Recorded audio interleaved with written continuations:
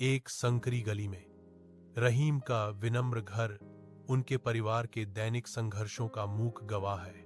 उसके पिता एक रिक्शा चालक थकावट से चलते हैं, प्रत्येक कदम उनके अथक श्रम का प्रमाण है। उसकी मां एक मेहनती गृहिणी काम पर जाती है, उसका चेहरा दृढ़ संकल्प और लचीलापन से भरा हुआ है। युवा रहीम अपनी किताबों के साथ खेलता है, बचपन के खेलों के आकर्षण और अपनी पढ़ाई के बोझ के बीच फटा हुआ है। एक छोटे मंद रोशनी वाले कमरे में रहीम एक मिट्टी के तेल के दीपक की टिमटिमाती रोशनी के नीचे प्राचीन पुस्तकों पर ध्यान दे रहा है। पुरानी कागज की गंध से हवा भरी हुई है, क्योंकि रहीम अटूट ध्यान से पढ़ता है। उसके माता पिता प्रवेश करते हैं, उनके चेहरे थकान से बने हैं लेकिन गर्व से चमकते हैं। वे रहीम को देखते हैं, उनके दिल एक सपने के उड़ान भरने की शांत आशा से भरे हुए हैं। मिट्टी के तेल का दीपक लंबी छाया डालता है, दृश्य को एक नरम आशावादी रोशनी से चित्रित करता है। रहीम की दुनिया पुरानी किताबों और उज्जवल भविष्य के मौन वादे से भरी है। तेज धूप में रहीम स्कूल के आंगन में एक बेंच पर अकेला बैठा है, अपनी किताबों में तल्लीन है, जबकि उसके दोस्त खेल रहे हैं। रहीम, हमारे साथ खेलो, उसके दोस्त चिल्लाते हैं। धूप वाले आंगन में आवाज गूंजती है, लेकिन रहीम सिर हिलाता है। मुझे पढ़ाई करनी है, मुझे एक महान व्यक्ति बनना है, रहीम ने घोषणा की। उसकी आवाज दृढ़ संकल्प से भरी हुई। उसके दोस्तों की हंसी फूट पड़ती है, लेकिन रहीम मुस्कुराता है, अडिग। वह जानता है कि उसका सपना सच होगा। চলন্ত ট্রেন থেকে পড়া এক টুকরো আমি বদলে দিল এক মরুভূমির ভাগ্য। ফাটা মাটিতে পড়ে সেই আমের আটি থেকে জন্ম নীল ছোট্ট একটি চারা। দূর থেকে এক সাহসিকতা দেখে অবাক হয়ে গেল। সে ঠোঁটে করে পানি এনে চারাটাকে বাঁচাতে লাগল। ধীরে ধীরে চারাটি বিশাল আম গাছে পরিণত হল। কিন্তু একদল সাদা বানর এসে গাছটি ধ্বংস করে দিল। তোতা কাদল কিন্তু হাল ছাড়েনি। সে ধ্বংসস্তূপ থেকে বীজ কুড়িয়ে নিয়ে আবার মাটিতে পুঁতে দিল। এক থেকে শত, শত থেকে হাজার, পুরো মরুভূমি হয়ে গেল সবুজ আমের বন। তোতার জেদ প্রকৃতিকে বদলে দিল। একটি ছোট গ্রামে থাকত রফিক নামের এক দরিদ্র ছেলে। প্রতিদিন সে নদীর ধারে বালু কুড়িয়ে বিক্রি করত। একদিন বালুর ভেতর সে একটি ছোট সোনার টুকরো খুঁজে পায়। লোভ না করে সে তা গ্রামের বৃদ্ধের কাছে দিয়ে দেয়। বৃদ্ধটি খুব খুশি হয়ে রফিককে আশীর্বাদ করেন। সেই রাতেই রফিক স্বপ্নে দেখে একটি সোনার গাছ, যেখানে অসংখ্য সোনার ফল ঝুলছে। সকালে ঘুম থেকে উঠে সে দেখে তার ঘরের সামনে সত্যিই একটি ছোট সোনার চারা গজিয়েছে। ধীরে ধীরে গাছটি বড় হয়ে গ্রামের সবাইকে সাহায্য করে। রফিক সবার প্রিয় হয়ে ওঠে। एक छोटे से गांव में रहीम नाम का एक लड़का रहता था। वह बहुत गरीब था, लेकिन उसके सपने बहुत बड़े थे। हर सुबह वह नदी के किनारे बैठकर किताबें पढ़ता था, क्योंकि उसके घर में रोशनी नहीं थी। एक दिन एक बूढ़े आदमी ने उसकी पढ़ाई की लगन देखकर उसे एक पुराना लैंप उपहार में दिया। आश्चर्य की बात यह थी कि जब वह लैंप जलाता तो पूरा कमरा उजाले से भर जाता। उस रोशनी में रहीम और मन लगाकर पढ़ने लगा। साल के अंत में वह गांव का सबसे अच्छा छात्र बन गया।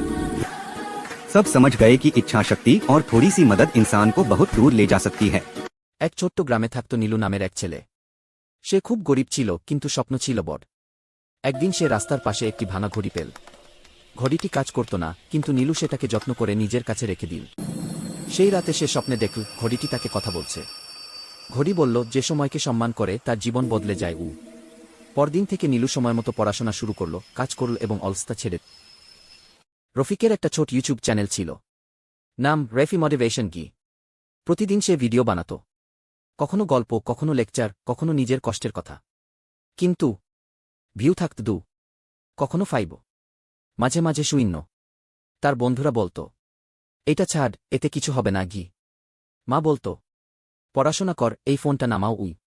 কিন্তু রফিক থামেনি। প্রতিদিন রাত 2টা পর্যন্ত বসে থাকত।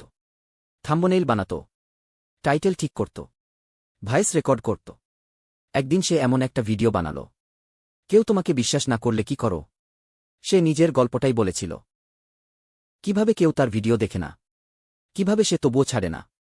3 দিন কিছুই হল না, ভিউ 12। চতুর্থ দিনে হঠাৎ একজন বড় ইউটিউবার ভিডিওটা শেয়ার করল। রাতের মধ্যে ভিউ হল 10 সহস্র, তারপর 50 সহস্র, তারপর 1 লাখ। কমেন্টে মানুষ লিখল, এই ভিডিওটা আমার জীবন বদলে দিয়েছে গি। আজ রফিকের চ্যানেলে 5 লক্ষ সাবস্ক্রাইবার। কিন্তু সে এখনও তার প্রথম 0 ভিউর ভিডিওটা ডিলিট করেনি। কারণ সে জানে, শুরুতে কেউ না দেখলেও যিনি থামে না তিনি একদিন জিতে যায়। যদি এই গল্পটা তোমাকে একটু শক্তি দিয়ে থাকে তাহলে এখনই লাইক করো। আর এমন আরও বাস্তবতায় ভিড়, হর্ন আর ধুলো। এক কোণে বসেছিল একটি ছোট মেয়ে, তার সামনে লেখা, এক কাপ চা দিলেই খুশি হব ওকে।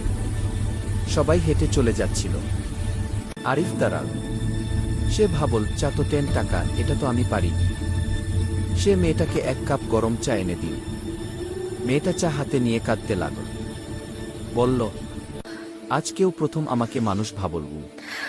আরিফ চুপচাপ চলে গেল। পরদিন সকালে সে অবাক হয়ে দেখে তার দোকানের সামনে বিশাল ভিড়। একজন লোক বলল, ভাই, আপনি কি সেই লোক যে কাল আমার মেয়েকে চা দিয়েছিলেন? আরিফ চমকে উঠল। লোকটা বলল, আমি শহরের বড় ব্যবসায়ী। আপনার দয়ার গল্প আমার মেয়ে বলেছে। আজ থেকে আপনার দোকান আমি স্পন্সর। একটি ছোট্ট ঘরে থাকত বৃদ্ধ বাবা আর তার ছেলে। ছেলেটি শহরে কাজ করত, মাসে একবার টাকা পাঠাত কিন্তু ফোন করত না। বাবা প্রতিদিন দরজার পাশে বসে থাকত ছেলের কণ্ঠ শোনার আশায়। একদিন হঠাৎ ছেলেটি ফিরে এলো। বাবার চোখ ভরে উঠল আনন্দে। কিন্তু ছেলেটি দেখল বাবার কানে এখন আর কিছু শোনা যায় না। বাবা শুধু হাসল, ঠোঁট নাড়ল, তুই আসছিস, এইটাই তো অনেক। কি? ছেলেটি কেঁদে ফেল। সে বুঝল টাকা নয়, সময় সবচেয়ে বড় ভালোবাসা।